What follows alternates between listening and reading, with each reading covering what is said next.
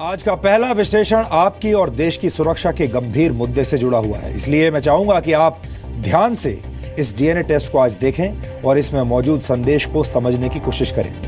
पिछले 3 वर्षों से जी न्यूज लगातार जिस बात की तरफ देश का ध्यान खींचने की कोशिश कर रहा था, आखिरकार वो डर अब एक सच्चाई बन चुका है, क्योंकि भारत में आतंकवादी संगठन आईएसआईएस ने अपना पहला ट्रेलर लॉन्च कर दिया है और बगदादी एंड कंपनी अब भारत को भी सीरिया और इराक जैसा बनाने की प्लानिंग कर रही है। हो सकता है कि यह खबर देखने के बाद आपको डर लगे और आप परेशान हो जाएं, लेकिन मैं यहां यह स्पष्ट कर देना चाहता हूं कि इस विश्लेषण के पीछे हमारा मकसद सिर्फ और सिर्फ आपको जागरूक करना है, आपको डराना नहीं है। क्योंकि मंगलवार को मध्य प्रदेश और उत्तर प्रदेश में जो कुछ भी देखने को मिला वो काफी चिंता का विषय है। इसलिए सबसे पहले इन दोनों ही खबरों के बारे में आपको विस्तार से जानकारी देनी जरूरी हो गई है।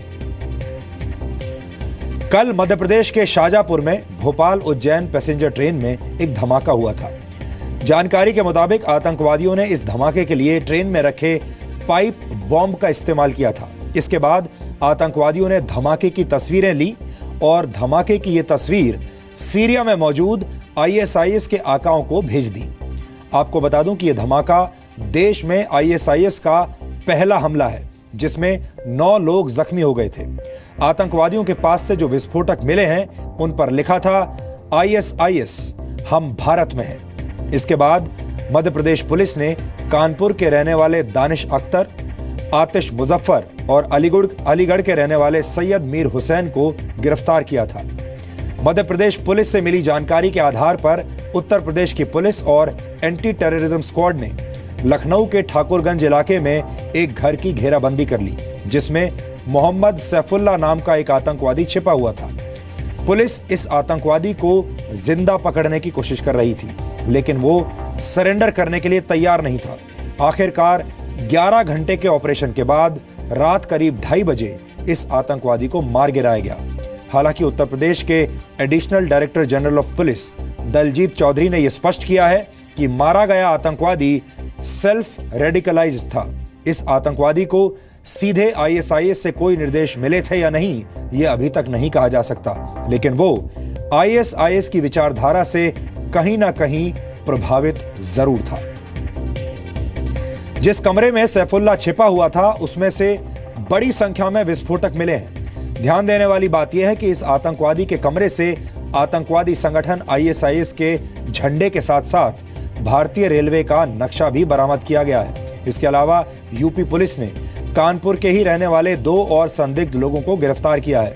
इसके साथ साथ इटावा से भी एक संदिग्ध आतंकवादी को गिरफ्तार किया है। कानपुर से गिरफ्तार किए गए 2 संदिग्ध आतंकवादियों के पास से एक लैपटॉप और कुछ मोबाइल फोन्स मिले हैं। गौर करने वाली बात यह है कि उनके लैपटॉप में आईएसआईएस से संबंधित वीडियोज और युवाओं का ब्रेन वॉश करके उन्हें भड़काने वाले स्टडी मटेरियल भी मौजूद थे। आपको ये तमाम जानकारियां देनी इसलिए जरूरी थी ताकि आप ये समझ सकें कि हम क्यों पिछले 3 वर्षों से लगातार ये कह रहे हैं कि भारत को आईएसआईएस के खतरे को नजरअंदाज नहीं करना चाहिए। 1 जुलाई 2014 को जी न्यूज ने सबसे पहले आपको ये जानकारी दी थी कि आईएसआईएस ने एक नक्शा जारी करके अपनी 5 वर्षीय योजना बताई है। उस नक्शे में आईएसआईएस के प्रमुख अल बगदादी ने भारत को अपने कब्जे में लेने की योजना बनाई थी। इसके बाद 13 अक्टूबर 2014 को हमने वो तस्वीरें भी आपको दिखाई थी जब श्रीनगर में आईएसआईएस के काले इरादों वाले झंडे लहराए गए थे। इसके बाद 16 अक्टूबर 2014 को हमने एक बड़ा खुलासा किया था कि आतंकवादी संगठन आईएसआईएस और अल कायदा का गठबंधन हो सकता है। हमने उस वक्त भी आपको यह बताया था कि भारत में आतंक फैलाने के लिए इन दोनों आतंकवादी संगठनों ने लश्कर-ए-तैयबा, जैश-ए-मोहम्मद और इंडियन मुजाहिदीन जैसे संगठनों को दहशत फैलाने का ठेका दिया है। पिछले वर्ष ही हमने आपको वो तस्वीरें भी दिखाई थी जब श्रीनगर में पत्थरबाजों की पूरी फौज आईएसआईएस के आतंकवादी अबू बकर अल बगदादी के समर्थन में नारेबाजी कर रहे थे। यानी जी न्यूज ने जिस गंभीर खतरे का जिक्र 3 साल पहले किया था, वो डरावना सपना अब एक चिंताजनक हकीकत बन चुका है। खुद को खलीफा बताने वाले आतंकवादी संगठन आईएसआईएस के चीफ अल बगदादी और उसके आतंकवादियों ने एक नापाक नक्शा तैयार किया है। इस नक्शे में अल बगदादी ने भारत की तरफ आंख उठाकर देखने की जुर्रत की है। सोशल मीडिया पर इन दिनों दुनिया के इस नए नक्शे से खलबली मची हुई है। यह नक्शा आतंकी संगठन ISIS ने रिलीज किया है, जिसमें उसकी 5 वर्षीय योजना का जिक्र है। हैरानी की बात यह है कि इस नक्शे में बगदादी एंड कंपनी ने अगले 5 वर्षों में भारत को भी अपने कब्जे में लेने की योजना बनाई है। इसमें जिन देशों को काले हिस्से में दिखाया गया है, वहां आने वाले 5 वर्षों में ISIS कब्जा जमाना चाहता है। आतंकवादियों के नापाक इरादे वाले नक्शे में आप अपने देश भारत को भी देख सकते हैं। और आज जब हम आपको ये रिपोर्ट दिखा रहे हैं, तो हम यही कहेंगे कि सरकार को अपनी रणनीति बनाते वक्त इस नक्शे के बारे में भी अब सोचना चाहिए। ईद उल जुहा की नमाज के बाद श्रीनगर में भड़की हिंसा के दौरान ये तस्वीर सामने आई है, जो आज हम आपको दिखाने वाले हैं। और वो तस्वीर बताती है कि श्रीनगर में भी ISIS की निशानियां मौजूद हैं। जो तस्वीरें आप इस वक्त अपने टेलीविजन स्क्रीन पर देख रहे हैं, वो इराक और सीरिया की नहीं, बल्कि कश्मीर की है। 6 अक्टूबर को यहां प्रदर्शनकारियों ने ISIS का झंडा लहराया था।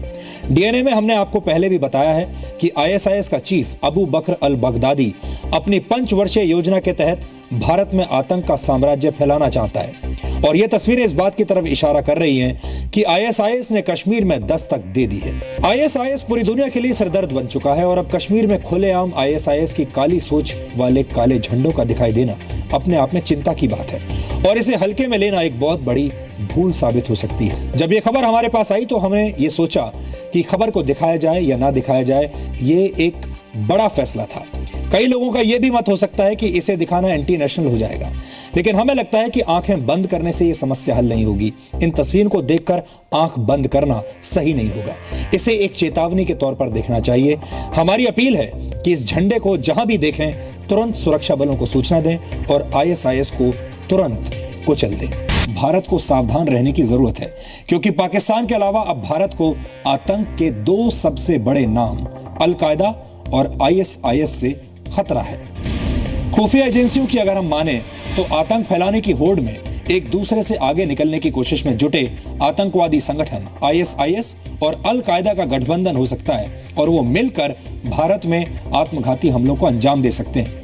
परेशानी की बात यह है कि भारत में आतंक फैलाने के लिए इन दोनों आतंकवादी संगठनों ने लश्कर-ए-तैयबा, जैश-ए-मोहम्मद और इंडियन मुजाहिदीन जैसे संगठनों से मदद लेने का प्लान बनाया है। ये आतंकवादियों की नई फ्रेंचाइजी स्कीम है, जिसके तहत छोटे आतंकवादी संगठन बड़े संगठनों के साथ मिलकर काम कर रहे हैं। यानी पहले के मुकाबले इस बार खतरा काफी बड़ा है, इसलिए सावधान रहने की जरूरत है। लेंगे आजादी, भारत से लेंगे आजादी, के बोला आजादी, बुरहान मांगा आजादी, हिजबुल ने मांगी आजादी, अबू बकर अल बगदादी से रिश्ता क्या।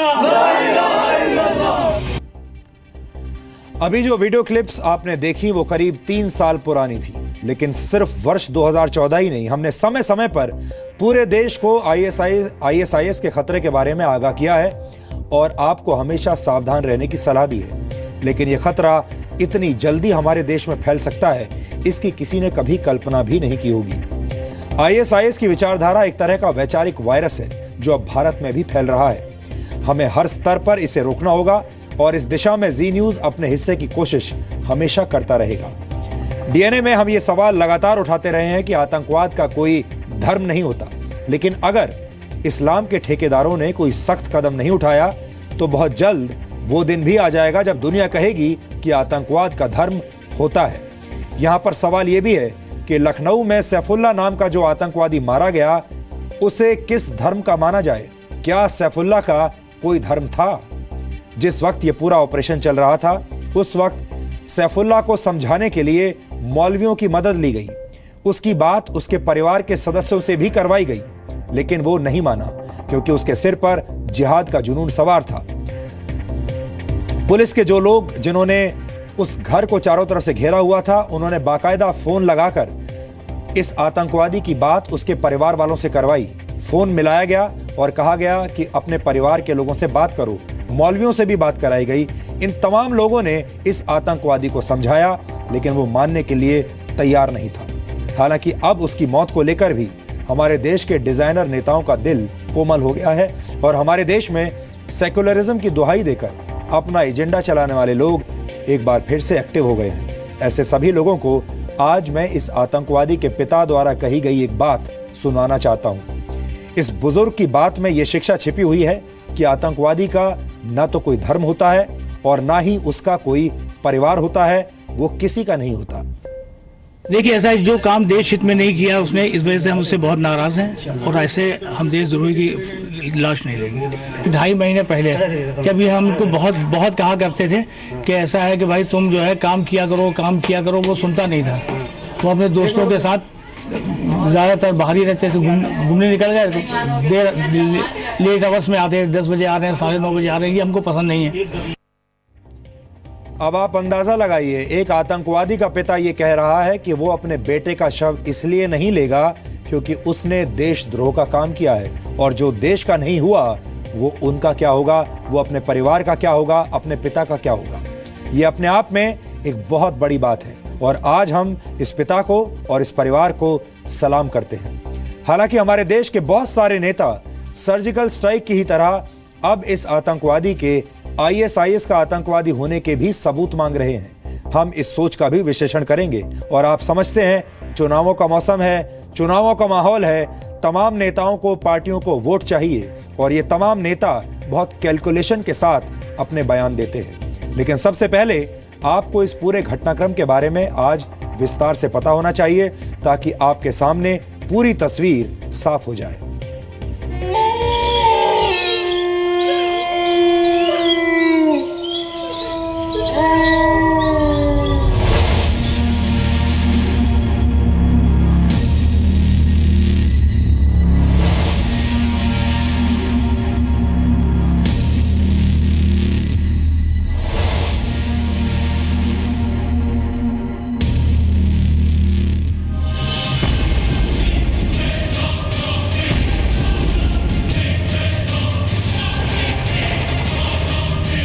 कानपुर का सैफुल्ला इंडिया में बगदादी के लोन वुल्फ यानी भेड़िया आतंक प्लान का एक किरदार था। आतंक के सिपाही का कनेक्शन कैसे शाहजहांपुर से लेकर हैदराबाद और लखनऊ से मुंबई तक जुड़ रहे हैं। लखनऊ के इस घर में हुए एनकाउंटर के बाद आज पूरा देश हाई अलर्ट पर है। लेकिन सबसे पहले उन सवालों का जिक्र करना जरूरी है जो किसी के भी दिमाग में उठ सकते हैं। आतंकियों का लोन वुल्फ प्लान क्या है और कैसे इसने दुनिया भर में लोगों में टेररिस्ट अटैक का डर फैला दिया। भारत से 4000 किलोमीटर दूर बैठकर बगदादी ने कैसे इंडिया के लिए आतंक का ब्लूप्रिंट बना दिया। दुनिया भर के देश मिलकर ISIS और बगदादी का खात्मा कर रहे हैं, तो भारत में क्यों आतंकी भेड़िए सामने आ रहे हैं। ISIS के इन आतंकियों ने कैसे देश के युवाओं में आतंक का जहर फैला दिया है। लोन वुल्फ अटैक है कि एक ही आदमी या एक ही आतंकवादी हमला करके आम पब्लिक में मिल जाए और चला जाए। आपके मन में यह सवाल होगा कि खुद को स्टूडेंट बताकर लखनऊ की हाजी कॉलोनी में रहने वाले सैफुल्लाह को लोन वुल्फ क्यों कहा जा रहा है। दरअसल आतंकियों की नई जनरेशन ने सुरक्षा एजेंसियों के रडार से बचने के लिए यह फंडा बनाया है। लोन वुल्फ हमले को आतंकी अकेले ही अंजाम देता है। ये आतंकी अकेला निकलता है और या तो निर्दोष लोगों पर गोलियां चलाता है या फिर उन पर हमला कर देता है। ज्यादा लोगों को इनका पता नहीं होता तो पकड़े जाने की संभावना भी कम होती है। अगर लोन वुल्फ की जगह आप एक ग्रुप में हमला करेंगे तो आपको डिस्कवर करना या गलती से कुछ उसके बारे में पता लगना की चांसेस ज्यादा है। पिछले 6 महीने से हाजी कॉलोनी के इस मकान में सैफुल्लाह सहित 4 लोग रह रहे थे। इनका मकसद क्या था ये पता लगाया जा रहा है, लेकिन ये जरूर पता है कि सोशल मीडिया की मदद से इराक और सीरिया से इन्होंने ऑनलाइन आतंक की ट्रेनिंग ली। आज के युग में आईसिस से कई लोग सेल्फ रेडिकलाइज हो जाते हैं। कोई भी ऐसा हमारे पास प्रमाण नहीं है कि हम कहें कि ये किसी से संबंधित थे, परंतु आज के टाइम में वेबसाइट्स के दौरान के माध्यम से, सोशल मीडिया के माध्यम से ये लोग अपने आप को लगातार, कुछ लोग, कोई भी यूथ हो सकता है इसमें, ये लगातार उस मटेरियल को, लिटरेचर को पढ़ते हैं और पढ़ने के बाद उसी मेन स्ट्रीम में, उसी धारा में बहने लगते हैं और उसके प्रभाव में आ जाते हैं। 2014 में जब बगदादी ने खुद को खलीफा घोषित किया था तो दुनिया भर से धर्म के नाम पर लड़ने के लिए युवा इसका साथ देने पहुंचने लगे। तब आईएसआईएस ने दो तरह की रणनीतियां बनाई। पहली में बगदादी का समर्थन करने वालों को इराक और सीरिया बुलाया जाता था और फिर उनको लड़ाई में शामिल कर लिया जाता। दूसरी पॉलिसी में बगदादी को खलीफा मानने वाले उसके लिए अपनी वफादारी का ऐलान कर अपने ही देश में आतंकी हमले करते हैं। भटके हुए ऐसे युवाओं को बगदादी की टीम ऑनलाइन हेल्प देती है, उन्हें बम बनाने, अटैक करने और बगदादी के आतंकी संदेश को फैलाने में मदद दी जाती है। माँ बाप कहते हैं तूने कुछ दुनिया में नहीं किया, तो उन्होंने कुछ ना कुछ अलग से करना होता है, दुनिया में कहीं ना कहीं दिखाई देना होता है। अगर हम नॉर्मल अच्छे रास्ते से चलेंगे तो that is like a turtle race, कि वो धीरे धीरे कछुआ जैसे आगे बढ़ता है तो फिर आगे बढ़ते बढ़ते उसको कुछ ना कुछ मिलेगा। और यहाँ पर उन्हें लगता है कि हम एक बार करेंगे और तुरंत मशहूर हो जाएंगे।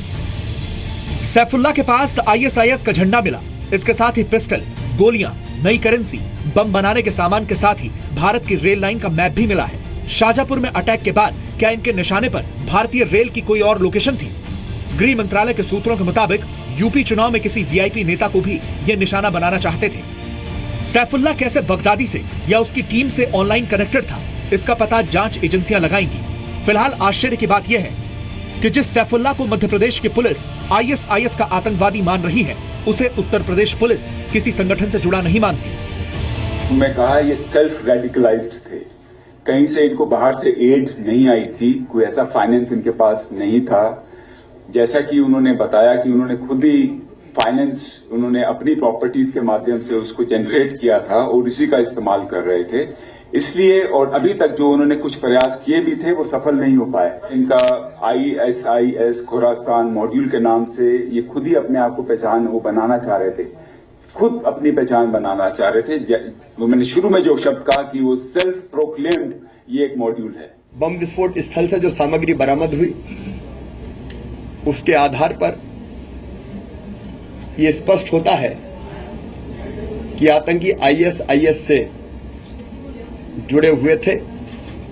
उनसे पूछताछ अभी लगातार जारी है और उसी पूछताछ के आधार पर आईएसआईएस से उनके संबंध स्थापित होते हैं। आतंकी सैफुल्लाह के परिवार का दावा है कि कुछ महीनों पहले तक वो एक आम इंसान था, लेकिन अचानक उसमें यह बदलाव कैसे आया, इसका पता उन्हें भी नहीं था।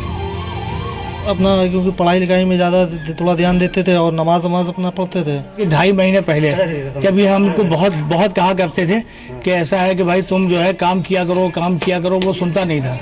तो अपने दोस्तों के साथ ज़्यादातर बाहर ही रहते थे, घूमने निकल गए, देर लेट आवर्स में आते हैं, 10 बजे आ रहे हैं, 9:30 बजे आ रहे हैं, ये हमको पसंद नहीं है।